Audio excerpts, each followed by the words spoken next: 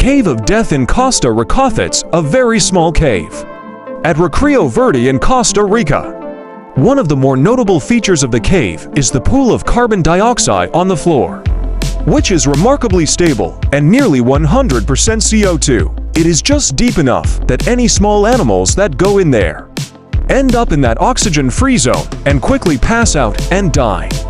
The Rio Verde folks told us that the most common animals that die in the cave are rats, snakes, and small birds. The Cave of Death is not much of a cave, so to speak, but it is a really fascinating hole in the ground nonetheless, extending only about 10 feet into the hillside. It ends at a crack too small to continue, that is, if it were reasonable to continue for other reasons. Located on the flank of the Poas volcano in Costa Rica, the Cave of Death just happens to be near some very nice hot springs, which have been developed into Rio Verde. This fine place was our base camp, actually a fabulous cabin for our work in this area. And as for the cave, it is a bit of a tourist attraction, and probably one of the few commercial caves where one does not in fact go in the cave. Why? Good question, and glad you asked. The reason for the name is fairly simple, as the cave itself is a huge emitter of nearly pure carbon dioxide. This, as one might suspect, is what could mildly be called bad air, and it is quite dangerous and often fatal to animals that enter the cave.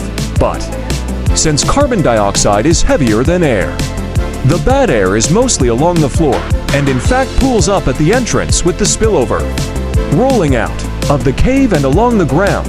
How do we know this? Another good question. Guy Van Rentergem invented a clever little smoker device out of an e-cigarette machine, which could be placed in specific spots to see exactly where the gases were going. As well, we used a carbon dioxide meter to determine where the gas was and in what concentrations. You find the link source below in description.